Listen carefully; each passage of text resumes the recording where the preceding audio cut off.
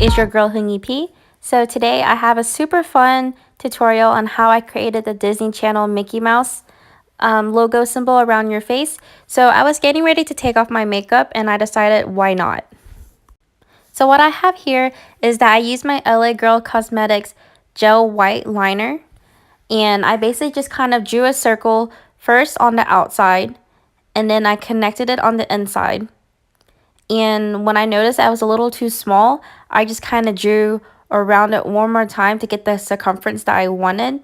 And once I did that, then I'm using a little eyeshadow disposable brush thing, and I put a little bit of makeup remover, and I'm just kind of cleaning it around to make sure that it looks clean. So you're going to want to kind of clean it up and clean off any of the leftover white, and you can keep using your white pencil and just making it more what's the word, as symmetrical as possible. I tried my best to keep it as symmetrical as possible, because my hairline was kind of in the way a little bit, so I just kept cleaning it up as I went along. And you see here that I am reapplying the pencil as needed.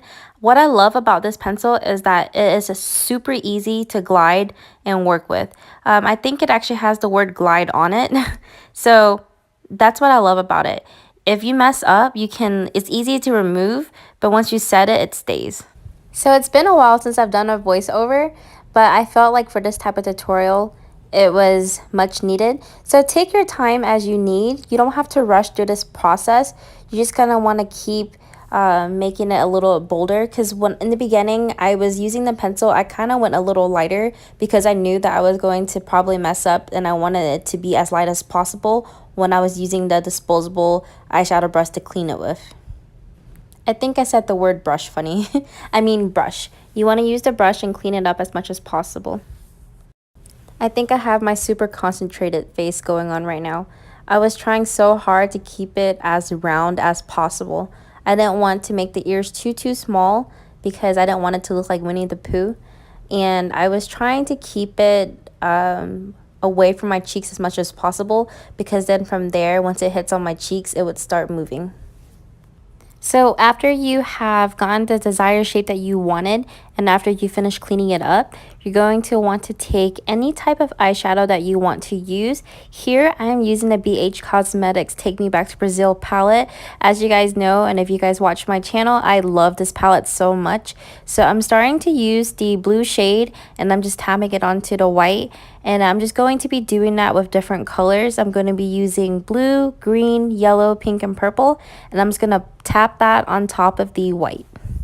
And again, I wanted to mention no rush on this part, because if you mess up on some parts, you can just clean it up. But you want to make sure that the color shows up neatly and nicely on top of the white, because after you put the color on, you're going to trace it over one more time with the white, so it can be super opaque. So I thought the headband would help get the hair out of my face.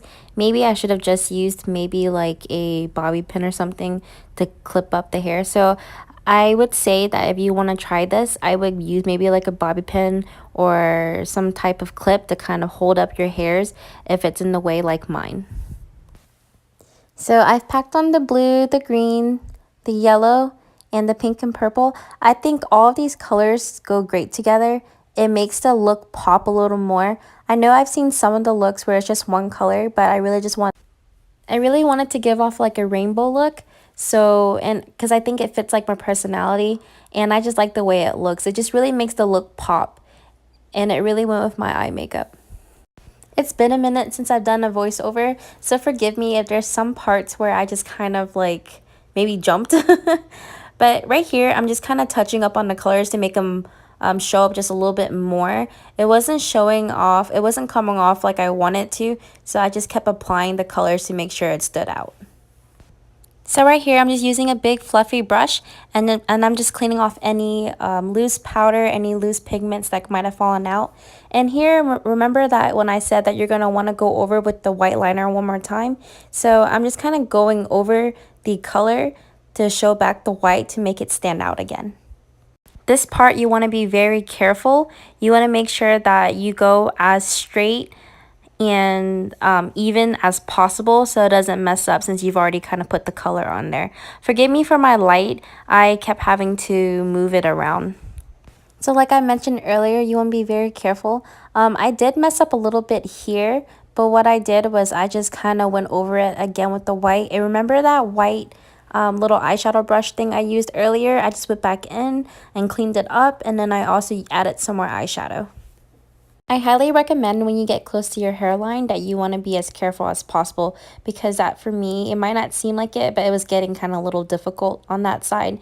But it's an easy fix, especially if you just have the little eyeshadow thing on hand and you can just clean it up with the makeup remover. So right here, I'm just going over it one more time.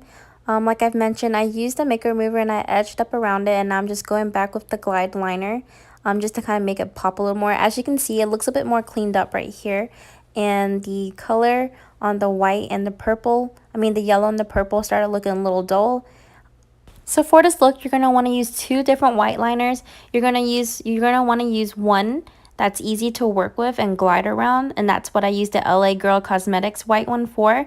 But now for the kind of like the sparkles and the glitter effect look for the Disney Channel symbol logo, you're going to want to use the NYX liquid liner, and I'm using that in white as well because it has a nice white felt tip.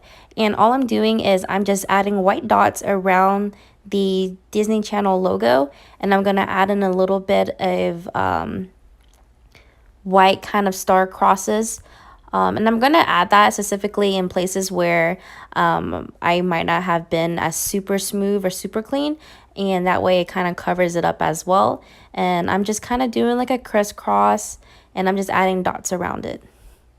For the dots, they can just be sporadic. You don't have to make them perfect. I'm just adding the white dots in little places where I felt like it needed some color to it, where it looked kind of plain.